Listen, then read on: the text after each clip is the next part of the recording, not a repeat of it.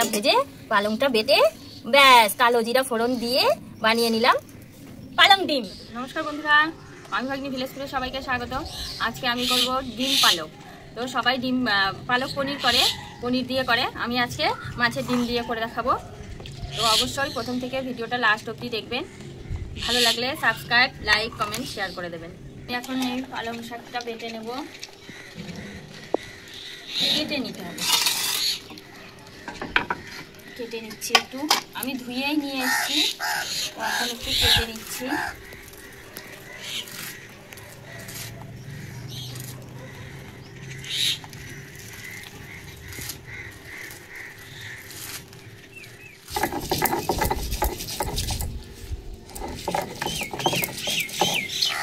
দেখতে থাকো, কেটে নিচ্ছি।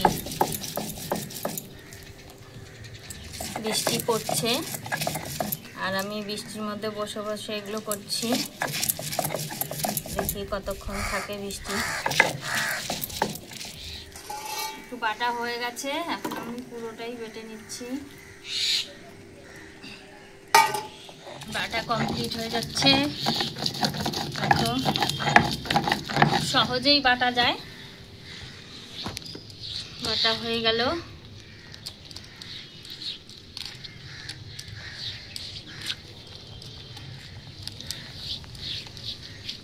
আদা আর লঙ্কাটা বেটে নিচ্ছি।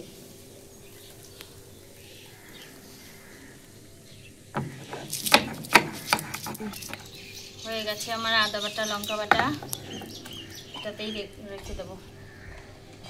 বৃষ্টি পড়ছে, নুনটা জ্বালিয়ে নেব। বন্ধুরা বৃষ্টি তো পড়ছে, নুনটা জ্বালাতে পারবো কি না সন্দেহ। বন্ধুরা আমার বাটা হয়ে গেছে, এবার আমি উনুনটা ধরিয়ে নিয়েছি, কড়াইটা চাপিয়ে দিচ্ছি। বৃষ্টিও পড়ছে, এদিকে বৃষ্টিতে বসে বসে রান্না করছি। দেখা যাক কি হয়। আমাদের বৃষ্টিটা সবসময় থেকেই যায়, যখনই ভিডিও করতে আসি, যখনই রান্না করতে আসি, তখনই বৃষ্টি শুরু হয়ে যায়। তো আজকে বৃষ্টিতে বসে বসেই শুরু করেছি। আমি একটু এই ডিমটাকে কেটে নেব, তার কারণ একদম গোটা গোটা করলে এর ভিতরে কিছু ঢোকে না, তার জন্য আমি ছোট ছোট করে কেটে নিচ্ছি। বৃষ্টি হচ্ছে, বৃষ্টির দিনের রেসিপি একটু যেটা শর্টে হবে, তাড়াতাড়ি হবে, সেটাই করছি। খুব তাড়াতাড়ি হয়ে যাবে। নুন আর হলুদ দিয়ে দেব, একটু মেখে নেব নুন হলুদ দিয়ে।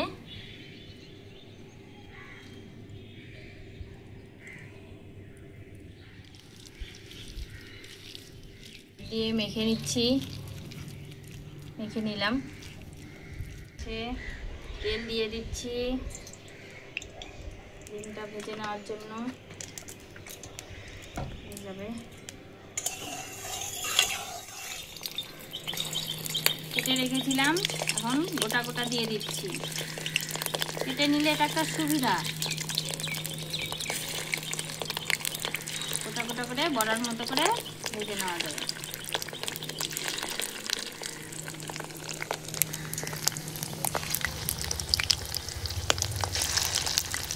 খুব সুন্দর বড়ার মতো হয়ে যাবে। দেখো বন্ধুরা এরকম হয়ে গেছে, এখন আমি উল্টে দেব। দেখো কত সুন্দর হয়েছে, উল্টাচ্ছি, উল্টে দিলাম। দেখো কত সুন্দর কালার চলে এসছে। ডিম ভাজাটা একদম সহজ, কড়াইতে লেগেও যায় না। এটা একদম সহজ পদ্ধতির রান্না।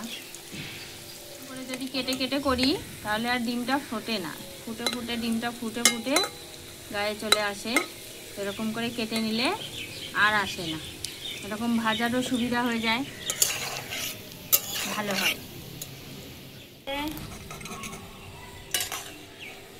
ভাজা হয়ে গেছে, উঠিয়ে নিচ্ছি। এত ফেনা হয়ে গেছে, দেখো কেমন হয়েছে ভাজা।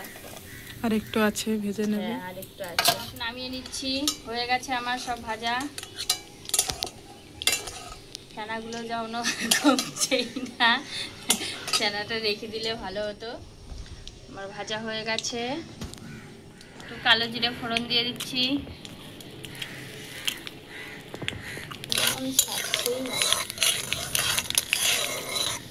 বল, বাটা মশলাটা দিয়ে দেবো, কি কি দিবি? লঙ্কা আর আদা বাটা।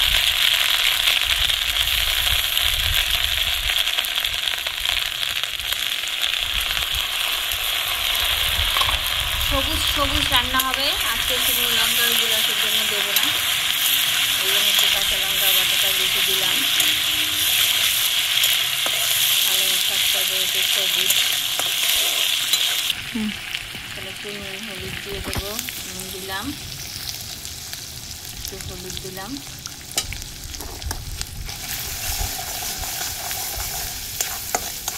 একটু জিরের গুঁড়ো দেবো, একটু জিরের গুঁড়ো দেবো,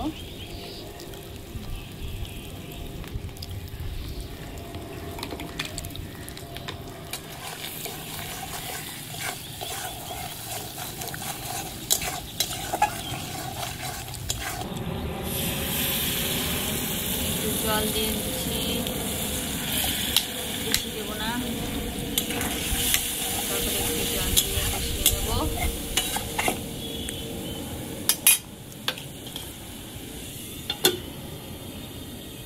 কেমন হয়েছে মশলা কষানোটা? আমার তো মনে হচ্ছে হয়ে গেছে, তেল ছেড়ে দিয়েছে।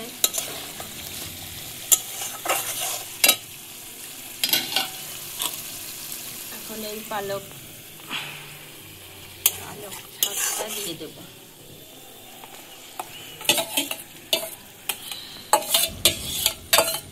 কষিয়ে নেব।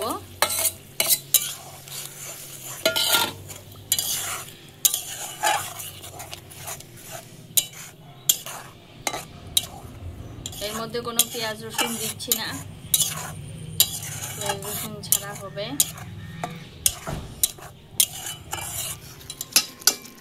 একটু জল দিব, দেবো এখন একটু। ক্যামেরাম্যানকে জিজ্ঞেস করছি, সামান্য করে একটু জল দেবো, খুব বেশি দেবো না। মাছের ডিমটাকে যেন একটু ডোবাতে পারি। কিন্তু আমার সবুজই আছে, সবুজই রেখেছি। এটা দিয়ে দিচ্ছি ডিম ভাজাটা। ভাজা খাবি তো? রাখ রাখ, রেখে দিলাম, ভাজা খায় এই জন্য রেখে দিলাম। দেখো ডিমটা ডুবিয়ে দিলাম আমি। এবার ঢেকে দে, ঢেকে দে, ভিতরে মশলাটা ডিমে। পালং শাকের পুরো টেস্ট ডিমের ভিতরে চলে যাক। দেখছি বন্ধুরা কেমন হয়েছে দেখুন একবার। আমি কিন্তু সবুজ সবুজ কালার করে রান্না করলাম, এটা যেন লোকেও সবুজ হয়ে যায়, তার জন্য। আমার কাছে আমার শাকের মধ্যে সব থেকে প্রিয় শাকটা হচ্ছে পালং শাক।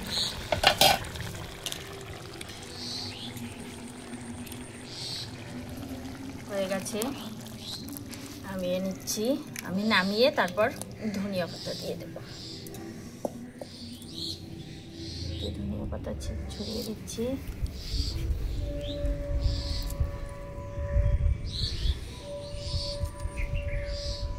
ওম নমঃ শিবায় করে দিচ্ছি।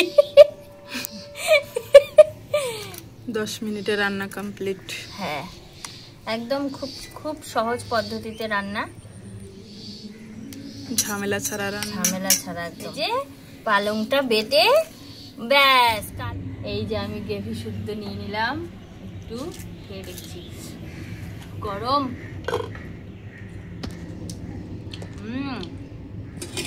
সবাই খেতে পারবে তো রান্না করে? হ্যাঁ সবাই খেতে পারবে, একদম অসাধারণ। ঠিক আছে বন্ধুরা, খাবারটা দেখে যদি ভালো লাগে বাড়িতে করে খেয়ে এসে কমেন্ট করো। আর আজকের মতো টাটা, বাই বাই। আবার যেন পরের দিন দেখা পাই, নতুন রান্না নিয়ে হাজির হয়ে যাব। তাহলে আসছি, সবাই সুস্থ থেকো, ভালো থেকো।